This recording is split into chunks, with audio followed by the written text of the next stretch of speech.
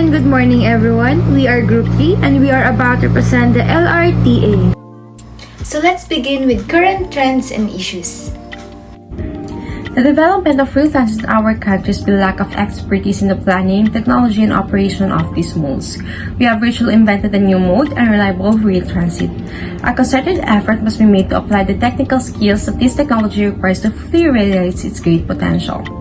A major step toward that goal would be made if the Urban Mass Transportation Administration would redirect some of its efforts from the development of exotic modes, some of which have little potential toward the modernization of standard rail and bus technologies. Second, the LRTA is nearing the conclusion of feasibility study on adding 3 new stations to the east of the Light Rail Transit Line 2 to scale up the passenger capacity of the railway.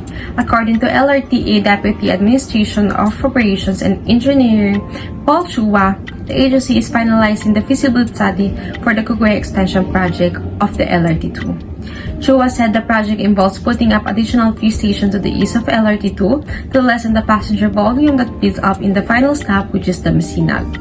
Third, the government will build up 10 billion pesos project to overhaul the twin cars of Light Rail Transit Line 2 and extend the rail line up to Tondo in Manila. Transportation Undersecretary Cesar Chavez said that they would entertain proposals from the private sector to rehabilitate the LRT2 train cars, maintain the rail line, and expand it by at least 3 stations.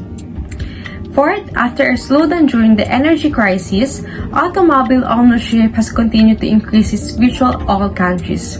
But it's highly significant that despite this trend, many cities that undertook transit improvements have had a stable of increase in transit ridership. This has clearly shown that this automobile doesn't have an explainable logic, but that urban travelers chose among modes with every rational judgment. Issues. Number 1. Train delays and arrival. Delays occur only when there is technical problem on signaling, track system, catenary, and power supply. Second is the crowd control or PLPP. Dispatching of skip trains and implementation of the crowd control scheme are only temporary measures to address the high volume of passengers at the stations pending the completion of the rail replacement and rehabilitation programs. Third is poor air conditioning system. It is a procurement of the necessary parts needed to repair defective air conditioning units is already in process. Fourth is defective elevators and escalators. Most of the conveyance system of LRT1 and 2 become non-operational from time to time due to the wear and tear of parts because of frequency of usage. And lastly is policy on special boarding area.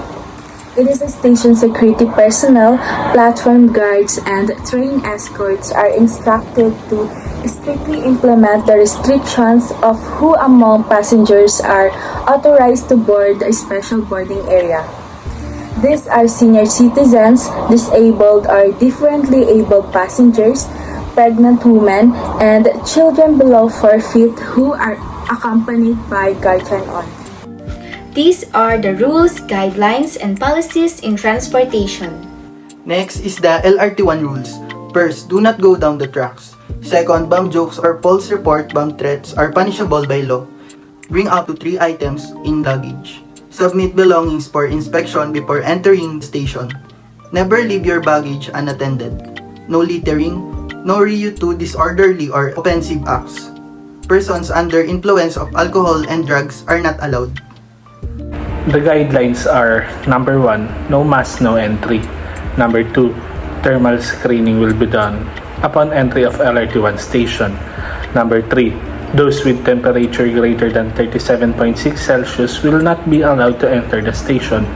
Physical distancing will be strictly enforced at the stations and trains with floor markings as guidance. Number 4, passengers are encouraged to use stored value cards for contactless payments. Number 5, placement of foot bath or disinfecting mats in all LRT1 station entrances. Lastly, number 6, passengers will still be requested to open their bags for verification, but LRT1 security will be using a handheld metal detector and no frisking will be conducted.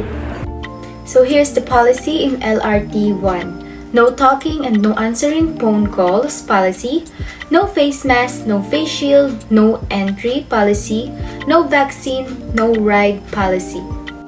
For the developments and project, first is the Light Rail Transit Line 1 South Extension Project. Second is the Cleanup Projects. Third is the Bikeways Project. And lastly is the Tourism Campaign. That's all for today and thank you for listening. We are Group 3, always at your service.